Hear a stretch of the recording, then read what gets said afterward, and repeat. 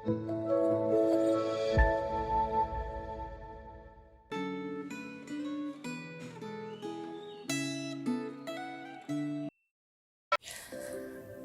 saudara-saudara yang terkasih dalam Tuhan. Pernahkah kita merasa begitu yakin pada sesuatu yang tampak kuat? Pekerjaan, keuangan, relasi, atau kemampuan diri. Namun ketika badai kehidupan datang, semua itu ternyata tidak mampu menopang kita. Hari ini kita akan merenungkan sebuah tema, sandaran yang rapuh. Sebuah perenungan yang mengingatkan kita bahwa hanya Tuhan, sandaran yang tidak pernah mengecewakan. Ketika sandaran-sandaran dunia runtuh, Tuhan sedang mengajar kita untuk kembali berharap dan bersandar sepenuhnya kepada Dia. Sebelum kita merenungkan firman Tuhan, terlebih dulu kita berdoa. Bapa di surga, kami bersyukur karena di tengah-tengah situasi dunia yang penuh dengan perubahan, hanya Engkaulah tempat perlindungan yang tidak pernah goyah. Bukalah hati dan pikiran kami saat kami merenungkan sabda-Mu, supaya kami menyadari setiap sandaran yang keliru dalam hidup kami dan terus belajar menaruh seluruh pengharapan hanya kepada-Mu. Di dalam nama Tuhan Yesus kami berdoa. Amin. Saya akan membacakan firman Tuhan dalam kitab Yehezkiel pasal 29 ayat 6 sampai 10. Dan semua penduduk Mesir akan mengetahui bahwa Akulah Tuhan, oleh karena engkau ibarat tongkat bambu bagi kaum Israel. Pada saat mereka memegang engkau dengan tangan, engkau patah terkulai dan engkau melukai bahu mereka semua. Dan waktu mereka bertopang padamu, engkau patah dan engkau membuat mereka semua terhuyung-huyung.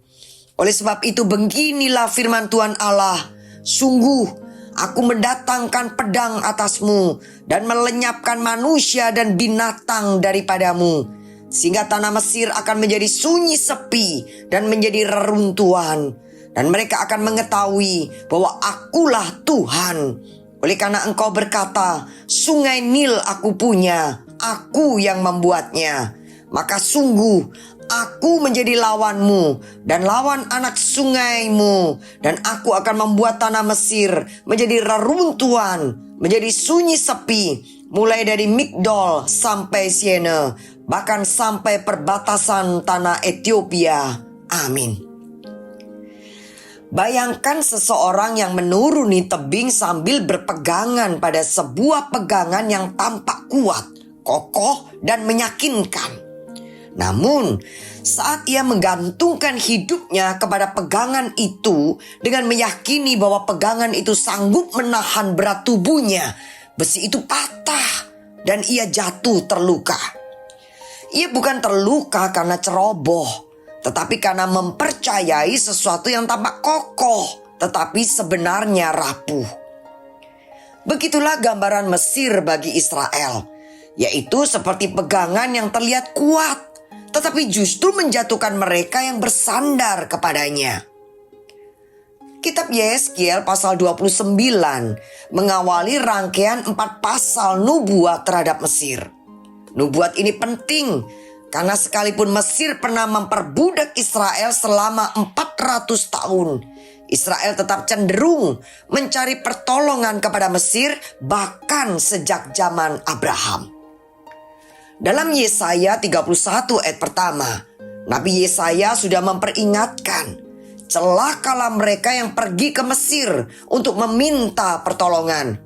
Namun, pada zaman Yeremia dan Yehezkiel, mereka masih melakukan hal yang sama. Mesir sudah lama menjadi musuh Israel, baik sebagai tempat perbudakan maupun sebagai godaan politik dan rohani. Nabi Yehezkiel melawan Mesir dan Firaun karena Allah berkata, "Aku menjadi lawanmu." Yehezkiel menyingkapkan 2 dosa yang berjalan beriringan, yaitu kesombongan Mesir dan ketergantungan palsu Israel. Firaun berkata, "Sungai Nil milikku, aku yang membuatnya." Ini adalah sebuah bentuk self-deification, yaitu bahwa manusia menempatkan diri sebagai pencipta dan pemilik hidupnya sendiri. Di sisi lain, Israel terus mencari perlindungan pada Mesir, tongkat bambu yang patah. Inilah gambaran iman yang bergeser dari Allah kepada sesuatu yang tampak kuat, tetapi tak berdaya. Di sini firman Tuhan yang menunjukkan bahwa dosa bukan hanya penyembahan berhala secara lahiriah, tetapi ketergantungan hati yang tersembunyi. Allah menghukum Mesir bukan hanya sebagai hukuman atas kesombongannya, tetapi juga sebagai didikan bagi Israel. Dengan merendahkan Mesir sebagai kerajaan paling lemah, Allah memutus ketergantungan palsu umatnya dan menunjukkan kesalahan mereka, bahwa apa yang mereka andalkan hanyalah bambu rapuh. Allah menghancurkan sandaran palsu agar umatnya kembali bersandar kepadanya. Melalui satu tindakan penghakiman ini, Allah bekerja secara berlapis, yaitu menghukum Mesir karena dosanya, menegur Israel atas kepercayaan yang salah, serta menyatakan diri kepada bangsa-bangsa. Penghakiman Allah menghadirkan 3 tujuan sekaligus, yakni keadilan, pemurnian, dan pewahyuan. Saudaraku, apa atau siapa Mesir dalam hidup Anda? Hanya ketika semua sandaran palsu runtuh, kita belajar bersandar sepenuhnya kepada Tuhan. Mari kita berdoa.